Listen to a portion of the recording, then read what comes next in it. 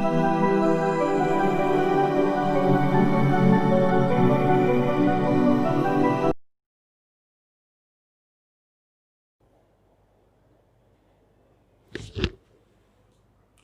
Morning all of you, welcome to Unique Academy. दोस्तों, पिछली video में अपन ने 1909 ईस्वी का भारत शासन अधिनियम या मार्लियामेंटो सुधार अधिनियम पढ़ा हुआ था। ठीक है, आज की वीडियो में हमें 1919 ईस्वी का भारत शासन अधिनियम या मॉन्टेग्यू-चेम्सफोर्ड सुधार अधिनियम पर डिस्कस करना है। ठीक है, मॉन्टेग्यू जो हैं वो इस समय भारत राज्य सचिव के पद पर हैं। ठीक है, ध्यान रखिएगा, भारत राज्य सचिव के पद पर इस समय मॉन्टेग्यू है और इस समय चेम्सफोर्ड भारत का क्या है, वायसराय है। ठीक है, तो मॉन्टेग्यू और चेम्सफोर्ड इन दोनों ने मिलकर भारत की शासन व्यवस्था में सुधार करने के लिए या भारत के शासन तंत्र में परिवर्तन करने के लिए एक विस्तृत रूपरेखा तैयार की थी, है ना। और दोनों ने मिलकर जो विस्तृत रूपरेखा तैयार की, उस रूपरेखा को इन्होंने जब ब्रिटिश संसद में रखा तो ब्रिटिश संसद ने इनके द्वारा प्रस्तुत की गई रूपरेखा को पारित करके उसे कानूनी रूप दिया या या कानूनी जामा पहना दिया। और इसी कारण जब ब्रिटिश संसद ने इसे पारित कर दिया तो इनके द्वारा प्रस्तुत की गई सुधार योजना को किस नाम से जाना जाएगा, 1919 के भारत शासन अधिनियम से। क्लियर। हमें यहाँ पर थोड़ा सा ये ध्यान देना है कि यहाँ पर ऐसी कौन सी घटनाएं घटित हो गई थी जिस कारण मॉन्टेग्यू को और चेम्सफोर्ड को भारतीय शासन तंत्र में सुधार करने की क्या पड़ी थी, जरूरत पड़ी थी, है ना। कुछ ना कुछ तो ऐसी घटनाएं घटित हुई होंगी जिनकी वजह से इन दोनों को भारत की शासन व्यवस्था में क्या करना था, परिवर्तन करना था। ठीक है, तो हमें थोड़ा सा शॉर्ट में ये देखना है कि भारतीय इतिहास में 1909 से लेकर, है ना, 1919 ईस्वी तक ऐसी कौन कौन सी घटनाएं घटित हुई थी जिन घटनाओं के कारण इन दोनों ने सुधार योजना प्रस्तुत की थी, है ना। तो वो घटनाएं समझना है, शॉर्ट में समझना है। इतिहास का टॉपिक है, जब इतिहास पढ़ेंगे तब विस्तृत विवरण पढ़ेंगे उनका।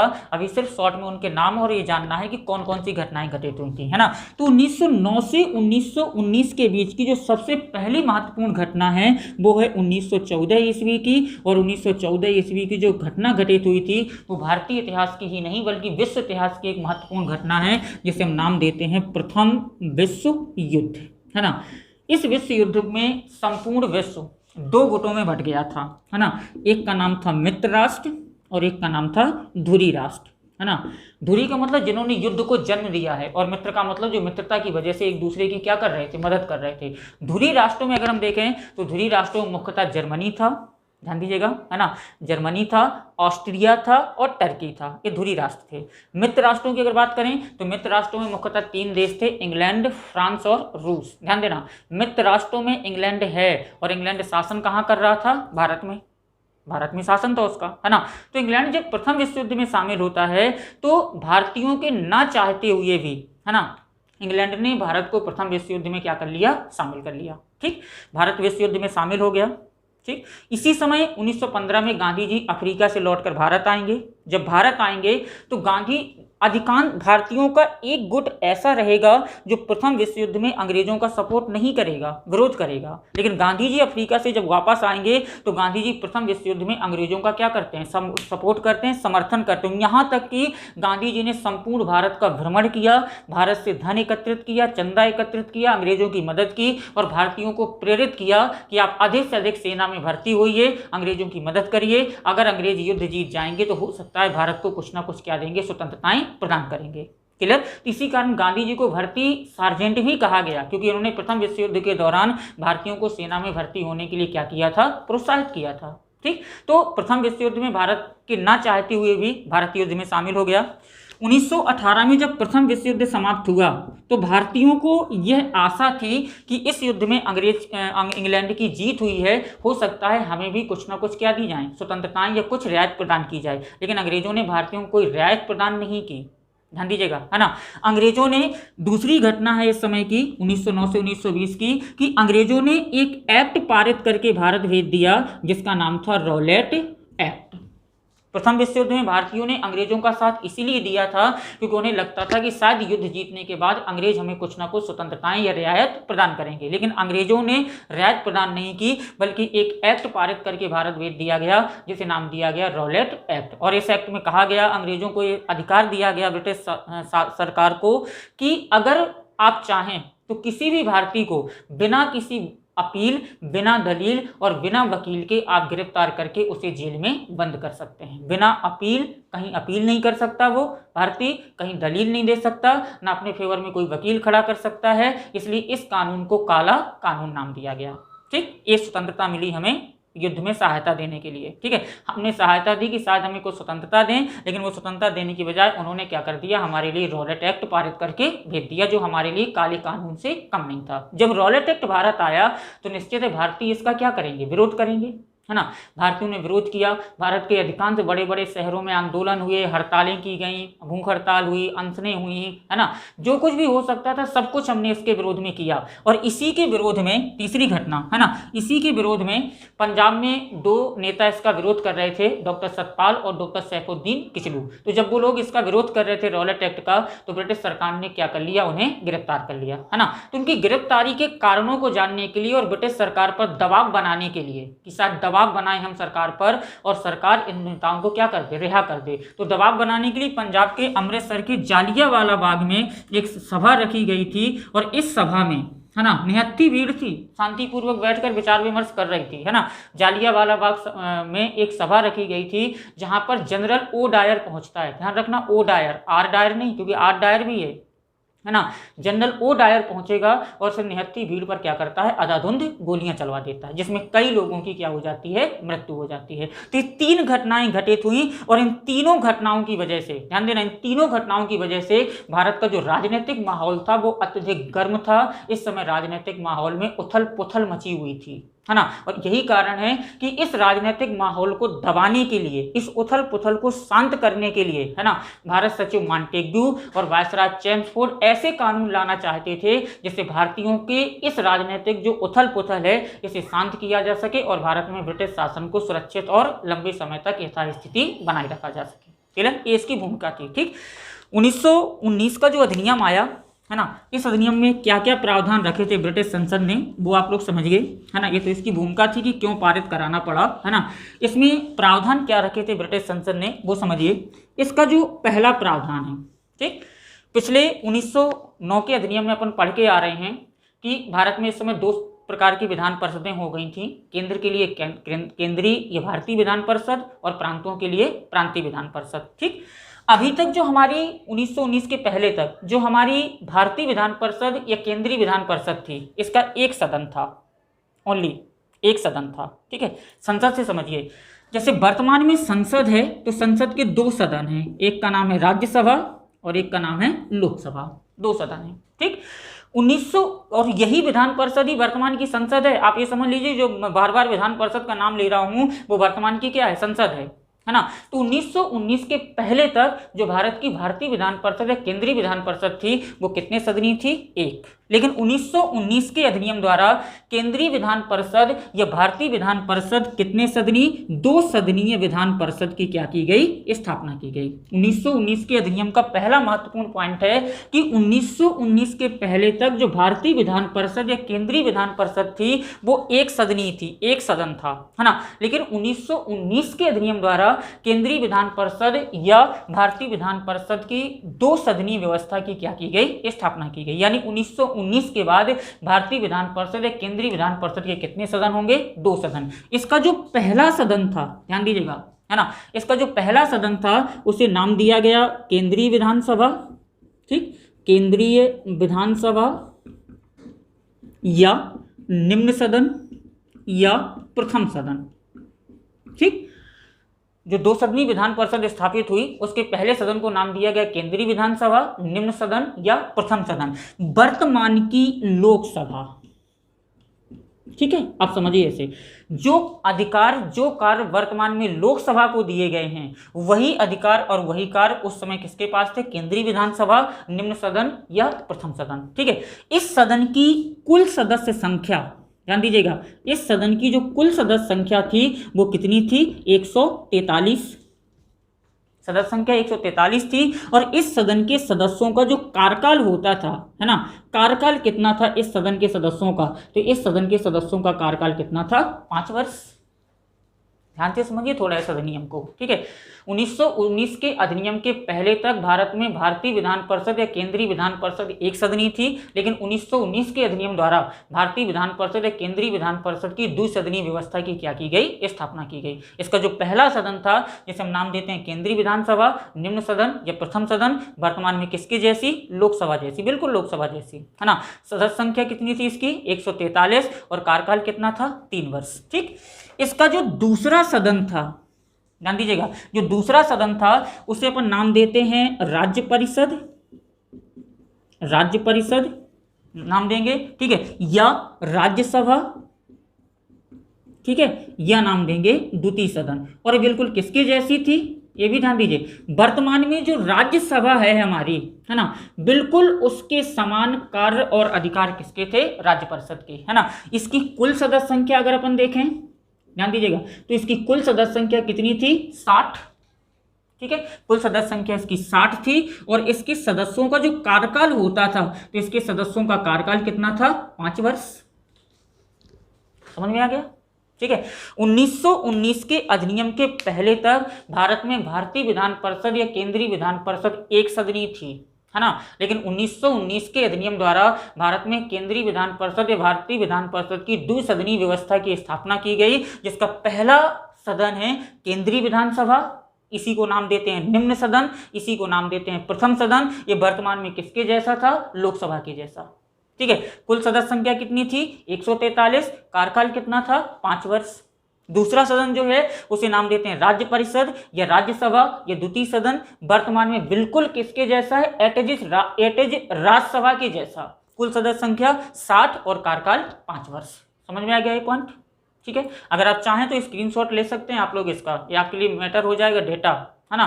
क्योंकि द्विसदनीय विधानसभा है, केंद्रीय विधानसभा, निम्न सदन, प्रथम सदन, वर्तमान में लोकसभा जैसा, कुल सदस्य संख्या 143, कार्यकाल 5 वर्ष, ठीक। दूसरा सदन राज्य परिषद, राज्यसभा या द्वितीय सदन, वर्तमान में किसके जैसा, राज्यसभा जैसा, कुल सदस्य संख्या 60 और कार्यकाल 5 वर्ष, ठीक है। अब चलते हैं नेक्स्ट पॉइंट की ओर। आप लोग अगर कोई मैटर इंपॉर्टेंट हो तो आप लोग स्क्रीनशॉट ले लिया करिए, तो आप लोगों के पास रिकॉर्ड हो जाएगा वो, ठीक।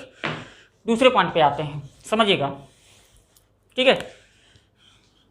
1919 के भारत शासन अधिनियम द्वारा, ध्यान से समझना, 1919 के भारत शासन अधिनियम द्वारा भारत के जो प्रांत थे, है ना, तो भारत के प्रांतों में द्वैध शासन लगाया गया, ठीक है। जब मैं पढ़ाना स्टार्ट किया था संवैधानिक विकास, तो मैंने आपसे कहा था 4 द्वैध शासन पढ़ना है। एक अपन पढ़ के या 2 अपन पढ़ के आ गए। एक पढ़ा है 1765 से 1772 बंगाल का द्वैध शासन, ठीक है। एक अपन ने पढ़ा 1784 से 1858 कंपनी का द्वैध शासन, कोर्ट ऑफ डायरेक्टर और बोर्ड ऑफ कंट्रोल का, ठीक है। अब अपन आ रहे हैं तीसरे द्वैध शासन पर। ये द्वैध शासन है प्रांतों में, भारत के जो प्रांत है वहां पर लगाया जा रहा है, ठीक है। तो 1919 के अधिनियम द्वारा भारत के प्रांतों में, 1919 के अधिनियम द्वारा भारत के प्रांतों में अगर अपन देखें तो द्वैध शासन प्रणाली को स्थापित किया गया। चलिए कंटिन्यू करते हैं, थोड़ा सा वो टेक्निकल इशू हो गया था, इस वजह से थोड़ा डिस्टर्ब हुआ, ठीक। देखिए, तो अपन द्वैध शासन की बात कर रहे थे। पहला द्वैध शासन 1765 से 1772 बंगाल का द्वैध शासन, दीवानी और फौजदारी का। दूसरा द्वैध शासन 1784 से 1858 कंपनी का द्वैध शासन, कोर्ट ऑफ डायरेक्टर और बोर्ड ऑफ कंट्रोल का। तीसरा द्वैध शासन पढ़ने जा रहे हैं भारत के प्रांतों का। अब समझना, 1919 के अधिनियम के द्वारा भारत के प्रांतों में द्वैध शासन प्रणाली को अपनाया गया, क्लियर। जिसे समाप्त कब किया जाएगा, 1935 के भारत शासन अधिनियम के द्वारा, क्लियर। 1919 में भारत के प्रांतों में द्वैध शासन लगाया गया, जिसे 1935 के भारत शासन अधिनियम के द्वारा समाप्त किया जाएगा। और इस देखना, जब प्रांतों में द्वैध शासन लगा तो प्रांतों में जो शासन करने के विषय थे, है ना, उन विषयों को 2 भागों में बांट दिया गया, ठीक। एक को नाम दिया गया आरक्षित विषय, ठीक है, और एक को नाम दिया गया हस्तांतरित विषय। नाम से क्लियर हो रहा है, ठीक है। एक को नाम दिया गया हस्तांतरित विषय, एक आरक्षित विषय और एक हस्तांतरित विषय, ठीक। समझिए, नाम से क्लियर हो रहा, महत्व समझ में आ रहा। देखना, आरक्षित का मतलब अत्यधिक इंपॉर्टेंट विषय, है ना, और हस्तांतरित का मतलब नॉर्मल विषय। विषय का मतलब यहाँ पर शासन करने वाले क्षेत्र, विषय, शासन, ठीक है, विषय का मतलब इतिहास भूगोल संविधान नहीं, विषय का मतलब है शासन करने की शक्तियां। ठीक है, तो 1919 के अधिनियम के द्वारा जब भारत के प्रांतों में द्वैध शासन लगा, जिसे 1935 में समाप्त किया गया, तो प्रांतों के शासन करने के जो विषय थे उन विषयों को कितने भागों में बांट दिया हमने? 2 भागों में, है ना। एक को नाम दिया आरक्षित विषय और एक को नाम दिया हस्तांतरित विषय। अब देखना, आरक्षित विषय मतलब बहुत अधिक इंपॉर्टेंट हैं। तो क्या किया अंग्रेजों ने? गवर्नर जनरल तथा उसकी जो कार्यकारी परिषद थी, है ना, गवर्नर जनरल और उसकी कार्यकारी परिषद प्रांतों के आरक्षित विषय को आरक्षित विषय के शासन को चलाएगी, है ना। यानी जो गवर्नर जनरल और उसकी कार्यकारी परिषद होगी वो प्रांतों के आरक्षित विषय को चलाएगी, है ना। जबकि ऐसे विषय जिनके होने या ना होने से अंग्रेजों को कोई फर्क नहीं पड़ता, है ना, तो ऐसे विषयों का शासन कौन चलाएगा? Governor general. ध्यान देना, गवर्नर जनरल प्लस ऐसे मंत्री, है ना, जो किसके प्रति उत्तरदायी हैं? विधानमंडल के प्रति या विधान परिषद के प्रति, है ना। यानी हो तो भी अंग्रेजों को कोई मतलब नहीं और ना हो तो भी अंग्रेजों को कोई मतलब नहीं। समझ में आ रहा? ठीक है, 1919 के अधिनियम से जब प्रांतों में द्वैध शासन लगा तो प्रांतों में शासन के विषयों के 2 भाग बनाए गए। एक को नाम दिया गया आरक्षित विषय, जो अत्यधिक इंपॉर्टेंट थे, है ना, और इंपॉर्टेंट होने की वजह से इन विषयों पर शासन करेगा गवर्नर जनरल और उसकी कार्यकारी परिषद। और एक रखे गए हस्तांतरित विषय, जिन पर शासन करेगी गवर्नर जनरल और ऐसे मंत्री जो किसके प्रति उत्तरदायी हैं? विधान परिषद के प्रति। ठीक, इनके विषय समझना, विषय समझते ही समझ में आ जाएगा क्या इंपॉर्टेंट था। ठीक है, जैसे आरक्षित में अगर आप देखें तो रक्षा, किसी भी देश का सबसे महत्वपूर्ण अगर कोई विषय होता है शासन का तो वो क्या होता है? रक्षा। तो रक्षा को कहाँ रखा? आरक्षित विषय में, है ना। विदेश नीति को कहाँ रखा? आरक्षित मामलों में, है ना। वित्त, आय व्यय आरक्षित मामलों में, भूमि कर आरक्षित मामलों में, न्याय, पेंशन, समाचार पत्र, सिंचाई, जलमार्ग, कारखाना, बिजली और बंदरगाह, ये सारे विषय कहाँ रखे गए? आरक्षित में, क्योंकि इनके होने और ना होने से भारतीयों को तो कम फर्क पड़ता, है ना। सबसे अधिक फर्क किसे पड़ता? अंग्रेजों को। जैसे रक्षा है ना, अगर रक्षा भारतीयों को मिल जाती तो भारतीय कहते कि हमारे ऊपर अंग्रेज शासन कर रहे हैं, कोई दूसरा देश कहता कि तुम लोग हमारी मदद करो, हम आपके देश में आक्रमण करेंगे, अंग्रेजों को भगा देंगे, कुछ दिन हम शासन करेंगे, हम चले जाएंगे। तो भारतीय कहते थे ठीक है भैया, अंग्रेजों से अच्छे तो तुम ही हो, तुम ही लोग आ जाओ, है ना। इसलिए अंग्रेजों ने रक्षा को कहाँ रखा? आरक्षित में, बोले हम देखेंगे, है ना। विदेश मामले आरक्षित में रखे गए, यानी जितने भी शासन के जो इंपॉर्टेंट विषय होते हैं जैसे रक्षा, विदेश, वित्त, कर, न्याय, पेंशन, समाचार पत्र, सिंचाई, बंदरगाह, बिजली, कारखाना, ये सारे कहाँ रखे गए? आरक्षित में। ठीक है, हस्तांतरित विषय गवर्नर जनरल और उन मंत्रियों को चलाना था जो विधान परिषद के प्रति उत्तरदायी थे, यानी इनके होने और ना होने से अंग्रेजों को कोई फर्क नहीं पड़ना था। अगर ये विषय होंगे तो भारतीयों को सुविधाएं मिलेंगी और अगर इन विषयों पर मंत्री काम अच्छे से नहीं करेंगे तो भारतीयों को सुविधाएं नहीं मिलेंगी। जैसे इसमें पहला क्या रखा गया? शिक्षा। अगर शिक्षा पर काम करोगे तो भारतीयों को शिक्षा मिलेगी, है ना। अंग्रेजों को क्या मतलब है? कुछ नहीं। ठीक, दूसरा क्या रखा गया? पुस्तकालय।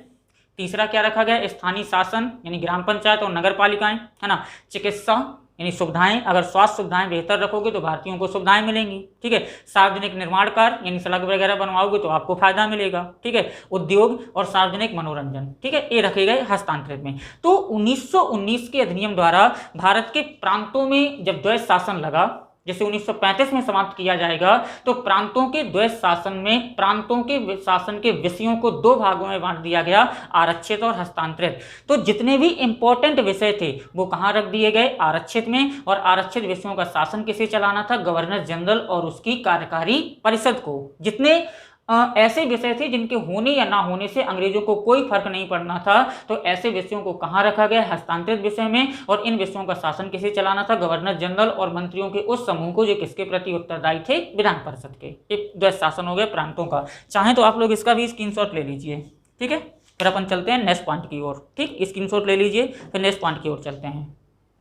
ठीक है, हो गया होगा। ठीक, नेक्स्ट पॉइंट देखते हैं। 1919 का जो अधिनियम आया, है ना, इस अधिनियम में व्यवस्था की गई थी कि जो विधान परिषदें होंगी, है ना, तो विधान परिषदों में 3 प्रकार के सदस्य होंगे। ठीक है, जो विधान परिषदें होंगी उन पर 3 प्रकार के सदस्य होंगे विधान परिषदों में। पहले सदस्य जो निर्वाचित होंगे, ठीक है, निर्वाचित। दूसरे सदस्य जो मनोनीत होंगे, लेकिन कैसे होंगे? सरकारी। ठीक है, ब्रिटिश सरकार के अंग होंगे। और तीसरे सदस्य मनोनीत तो होंगे, है ना, लेकिन ये कैसे होंगे, गैर सरकारी। ठीक है, ये व्यवस्था है। जो विधान परिषदें हैं उनमें 3 प्रकार के सदस्य होंगे। पहले सदस्य निर्वाचित, तो विधान परिषद की कुल सदस्य संख्या का 71% सदस्य कैसा होगा, निर्वाचित होगा। अब जितनी भी संख्या हो विधान परिषद की, चाहे 60 की बात कर लें, चाहे 143 की बात कर लें, किसी की भी बात कर लें, है ना, तो उस सदस्य संख्या का टोटल 71% कैसे होंगे, निर्वाचित।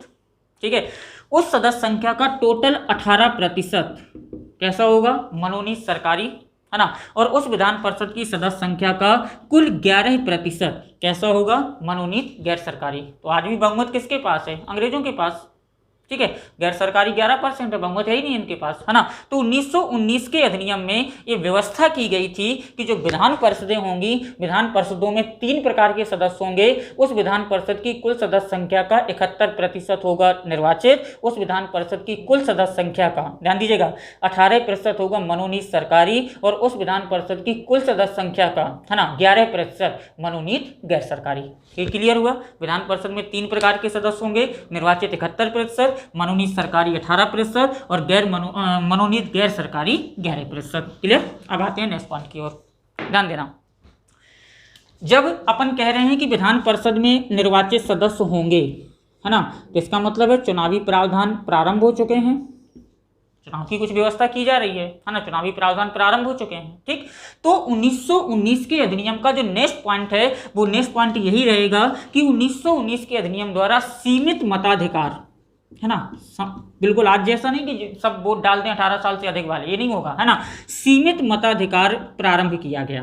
1919 के अधिनियम द्वारा सीमित मताधिकार प्रारंभ किया गया, पहली चीज। दूसरी चीज, 1909 के अपन अधिनियम में अपन ने पढ़ा कि इस अधिनियम के द्वारा पहली बार सांप्रदायिक निर्वाचक मंडल, ध्यान देना, सांप्रदायिक निर्वाचक मंडल प्रारंभ हुआ, है ना, सांप्रदायिक का मतलब धर्म के आधार पर, है ना, सांप्रदायिक निर्वाचक मंडल प्रारंभ हुआ। और पहली बार सांप्रदायिक निर्वाचक मंडल किसे प्रदान किया गया, भारत के मुस्लिम वर्ग को। क्लियर, भारत के मुस्लिम वर्ग को सांप्रदायिक निर्वाचक मंडल प्रदान किया गया। ये 1909 के अधिनियम का प्रावधान था। 1919 के अधिनियम का जो प्रावधान है वो क्या प्रावधान है कि अब सांप्रदायिक निर्वाचक मंडल का क्या किया जाएगा, विस्तार किया जाएगा, है ना। और विस्तार कैसे हुआ कि मुसलमानों के साथ साथ अब सिखों को भी, है ना, सिखों को भी सांप्रदायिक निर्वाचक मंडल मिला। भारत में रहने वाले ईसाइयों को भी सांप्रदायिक निर्वाचक मंडल मिला।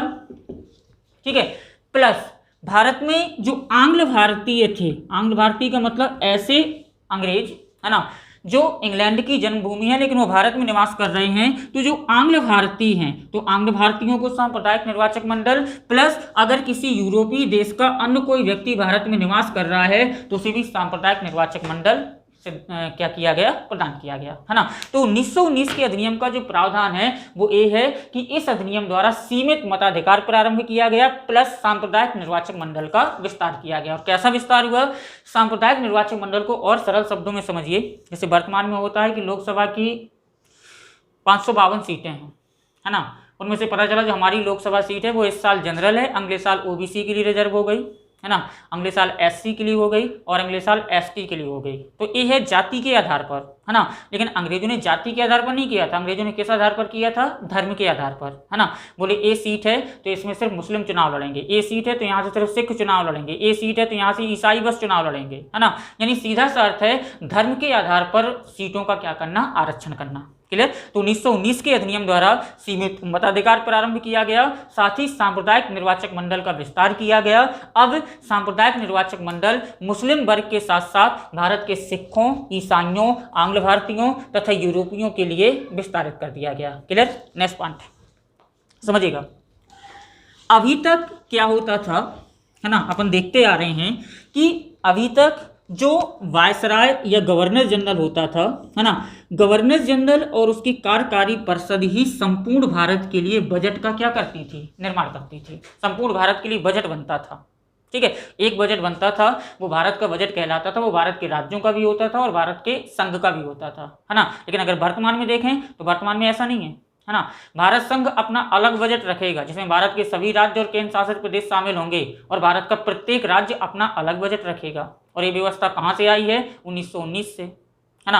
1919 के अधिनियम में पहली बार ये व्यवस्था की गई कि अब गवर्नर जनरल, है ना, या सीधा बोलूं कि 1919 के अधिनियम में यह व्यवस्था की गई कि अब भारत का बजट राज्यों के बजट से अलग कर दिया गया, यानी भारत का अलग बजट रखा जाएगा और राज्यों का अलग बजट रखा जाएगा। क्लियर हुआ? ठीक, भारत का बजट अलग और राज्यों का बजट अलग, जैसे वर्तमान में होता है ना, कि वर्तमान में संसद में वित्त मंत्री हमारा भारत का बजट रखता है और राज्यों का वित्त मंत्री राज्य की विधानसभा में राज्य का बजट रखता है। तो ये प्रावधान कहाँ से आया? 1919 के अधिनियम से, क्योंकि 1919 के अधिनियम में ये व्यवस्था की गई थी कि अब भारत का बजट तथा राज्य का बजट अलग अलग कर दिया जाएगा। क्लियर? एक पॉइंट है।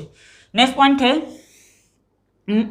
1919 के अधिनियम में ये व्यवस्था की गई थी कि भारत में लोक सेवा आयोग का क्या किया जाए? गठन किया जाए, है ना। यानी 1919 के अधिनियम में ये व्यवस्था की गई या सलाह दी गई कि भारत में लोक सेवा आयोग का गठन किया जाए, जो भारत में उच्च प्रशासनिक पदों हेतु लोक सेवकों की या प्रशासनिक अधिकारियों की क्या करे? भर्ती करे, है ना। और इसी प्रावधान के अनुसार भारत में पहली बार 1926 में लोक सेवा आयोग का क्या किया गया? गठन किया गया। ये 3 तरह के होते हैं, संघ के लिए संघ लोक सेवा आयोग, राज्यों के लिए राज्य लोक सेवा आयोग, और अगर 2 या 2 से अधिक राज्य चाहें तो 2 या 2 से अधिक राज्यों के लिए भी एक लोक सेवा आयोग बनता है, जिसे अपन नाम देते हैं संयुक्त राज्य लोक सेवा आयोग, है ना।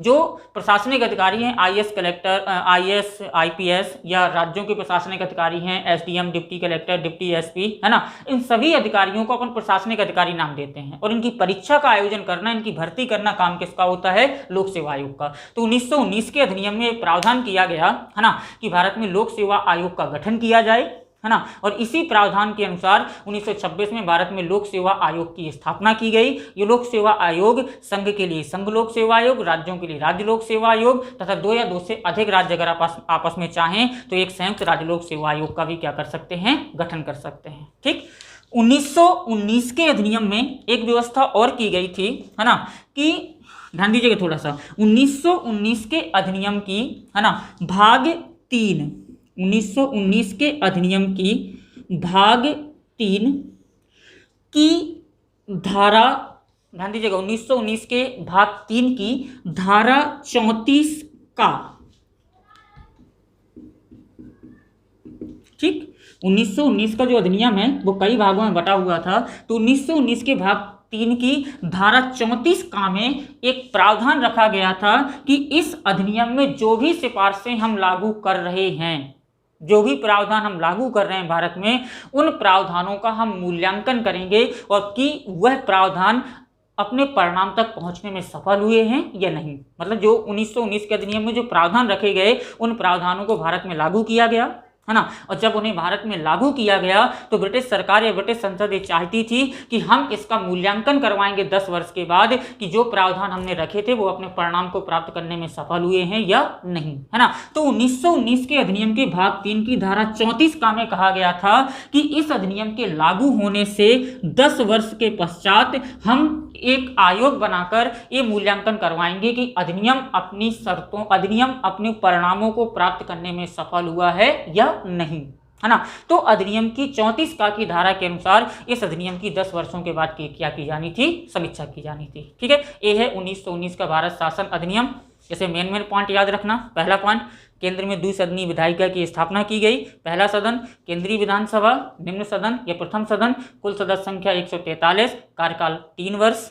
दूसरा सदन राज्य परिषद, राज्यसभा या उच्च सदन, राज्यसभा जैसा है वर्तमान के, कुल सदस्य संख्या 60 और कार्यकाल 5 वर्ष। ठीक, दूसरा प्रावधान क्या आया कि 1919 के अधिनियम के द्वारा भारत के प्रांतों में द्वैध शासन लगाया गया, जिसे 1935 में समाप्त किया जाएगा। और इसी कारण द्वैध शासन के कारण प्रांतों के विषयों को 2 भागों में बांटा गया, आरक्षित और हस्तांतरित। आरक्षित का शासन गवर्नर जनरल और उसकी परिषद को करना था, जबकि हस्तांतरित का शासन गवर्नर जनरल और मंत्रियों के उस समूह को करना था जो किसके प्रति उत्तरदायी थे? विधानसभा के। ठीक, आरक्षित में इंपॉर्टेंट विषय रखे गए और हस्तांतरित में ऐसे विषय रखे गए जिनके होने या ना होने से ब्रिटिश सरकार पर कोई फर्क नहीं पड़ना था। ठीक, विधान परिषद में 3 तरह के सदस्य रखे गए, निर्वाचित 71%, मनोनीत सरकारी 18%, मनोनीत गैर सरकारी 11%।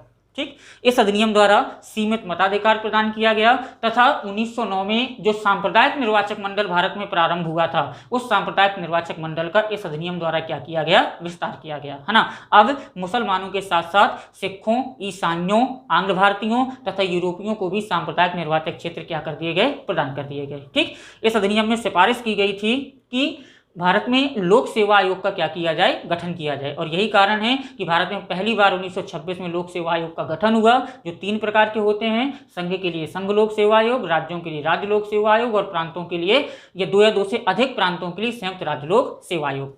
भारत में पहली बार राज्य बजट को भारत के बजट से अलग किया गया 1919 के अधिनियम द्वारा। 1919 के अधिनियम में स्पष्ट प्रावधान किया गया था कि अब गवर्नर जनरल द्वारा प्रस्तुत बजट संपूर्ण भारत के लिए नहीं होगा, बल्कि गवर्नर जनरल भारत का अलग बजट रखेगा और भारत का प्रत्येक प्रांत अपना अलग अलग बजट रखेगा। जैसे वर्तमान में होता है कि भारत सरकार अपना बजट वित्त मंत्री संसद में रखता है और राज्यों के वित्त मंत्री अपना बजट कहाँ रखते हैं, राज्य की विधानसभा में, है ना। इस अधिनियम की भाग 3 की धारा 34 का में प्रावधान किया गया था कि इस अधिनियम की हम 10 वर्षों के बाद क्या करेंगे, समीक्षा करेंगे। क्लियर। तो ये है 1919 का भारत शासन अधिनियम। अभी अपन ने 1919 का अधिनियम कंप्लीट किया, ठीक है। अपन जो नेक्स्ट वीडियो अपलोड होगा वो साइमन कमीशन से जुड़ा हुआ होगा, ठीक है। क्योंकि 1919 के अधिनियम की जो अंतिम शर्त हमने पढ़ी है वो यही पढ़ी है कि इस अधिनियम के भाग 3 की धारा 34 का के अनुसार इस अधिनियम की 10 वर्षों के बाद क्या की जाने है, समीक्षा करना है, ठीक है। तो इसकी समीक्षा करने के लिए 10 वर्ष के बाद, है ना, इसकी समीक्षा करने के लिए ब्रिटिश संसद एक आयोग का गठन करेगी, जिसे नाम देंगे साइमन कमीशन या साइमन आयोग, है ना। और नेक्स्ट वीडियो में अपन पूरा डिस्कस करने वाले हैं साइमन कमीशन या साइमन आयोग पर, ठीक है। आप सभी का बहुत बहुत धन्यवाद। आप हमारे चैनल को लगातार प्रमोट करते रहिए।